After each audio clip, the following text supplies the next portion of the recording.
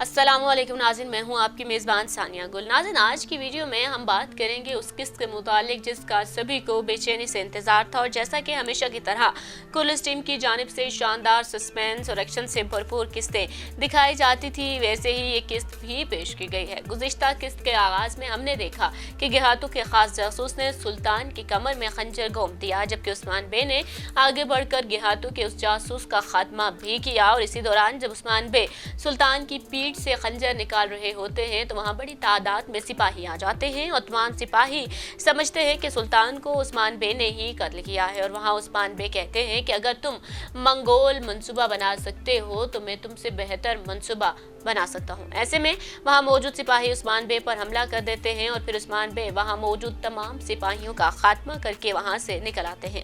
इन्हीं सिपाहियों में तुर्गुत बे का एक सिपाही मौजूद होता है जो उस्मान बे और उनके साथियों को एक खुफिया रास्ते से निकाल देता है, जबकि दूसरी ही जानिब सुल्तान की खंजर लगने से हालत खराब हो जाती है। और सुल्तान के पास खड़ा मुशीर मंगोल सिपाही से कहता है कि सुल्तान की हालत बहुत ही खराब है, उनको आराम की जरूरत है।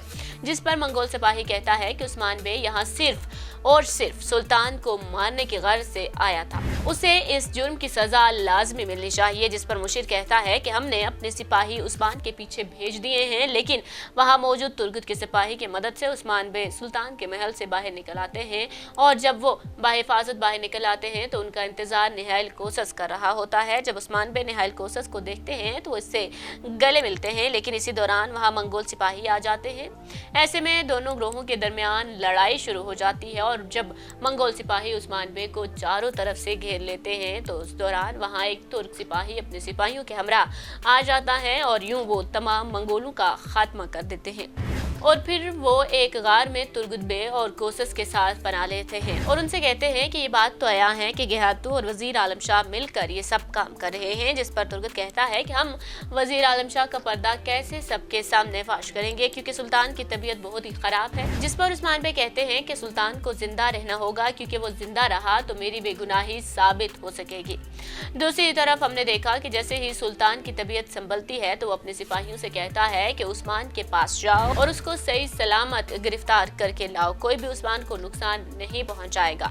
दूसरे ही मंजर में हमने देखा कि गुंदूज बे एक जिरगे में सरदार बनने के लिए तैयार बैठे हुए होते हैं। वजीर आलम शाह भी वहीं पर मौजूद होता है और वहां मौजूद लोगों से पूछता है कि आप लोगों में से कोई ऐसा है जो गुंदूज बे को कबीले का सरदार नहीं बनाना चाहता, वो अपना हाथ ऊपर कर ले। जिसके जवाब में बहुत से सरदार अपना हाथ ऊपर कर लेते हैं। जिस पर वजीर आलम शाह गुस्से में कहता है कि क्या आप सरदारी की निशिस्त को खाली ही देखना चाहते हैं। जिस पर वजीर आलम शाह लोगों को राजी करने की कोशिश करता है और गुंदूज बे की फतुहात का तस्करा भी करता है, और इन फतुहात में हरमन किले का भी जिक्र किया जाता है। साथ ही हमने देखा कि वजीर आलम शाह और गुंदूज बे को एक सिपाही इतला देता है कि उस्मान बे ने सुल्तान पर हमला कर दिया है और सुल्तान की सिपाही की जान भी ले ली है, जिस पर तमाम लोग हैरत में मुब्तला हो जाते हैं। दूसरी तरफ हमने देखा वजीर आलम शाह गेहातू से मुलाकात के लिए जाता है और फिर गेहातू तमाम सूरत-ए-हाल से आलम शाह को आगाह करता है कि उस्मान ने सुल्तान को मारने की कोशिश की, और अगर सुल्तान मारा जाता है तो तुम्हारा रास्ता आसान हो जाता है, तुम एक नए सुल्तान बन जाओगे। साथ ही गेहातू खान कहता है कि मेरा अगला मंसूबा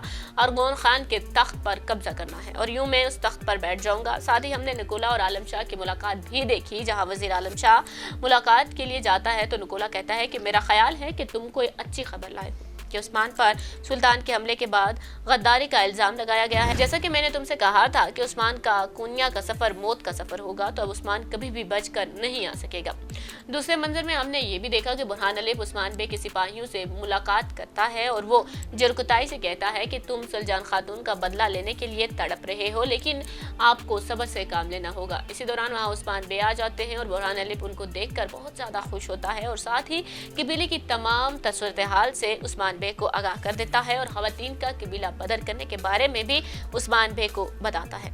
जिस पर उस्मान बे बहुत ज्यादा गुस्सा हो जाता है और दूसरी तरफ आलम शाह का सिपाही आलम शाह को बता रहा होता है कि तमाम सिपाहियों को सोगोत में फैला दिया है, लेकिन अभी तक किसी भी सिपाही ने उस्मान बे को नहीं देखा। इतने में जलाल आलम शाह के पास आता है और कहता है कि मैंने दरवेशों की एक जमात को कुमराल अब्दाल के कमरे में जाते हुए देखा है और वो दरवेश मैंने पहले कभी नहीं देखे हैं। मुझे लगता है कि उस्मान और उसके साथी लिबास तब्दील करके कुमराल अब्दाल से मिलने गए हैं, जिस पर आलम शाह मुस्कुराते हुए कहता है कि मुझे पता था कि उस्मान ऐसा जरूर करेगा। शेख अदब अली तमाम दरवेशों को इकट्ठा करके कुरान पाक की तिलावत कर रहे होते हैं कि आवाज आती है कि उस्मान बे यही कहीं अपना लिबास तब्दील करके आया है, उनको ढूंढो। ये सुनकर शेख अदब अली कहते हैं कि यहाँ पर तो तिलावत हो रही थी और तुम अचानक अपने साथियों को लेकर आ गए हो, तुम्हें शर्म आनी चाहिए वजीर आलम शाह।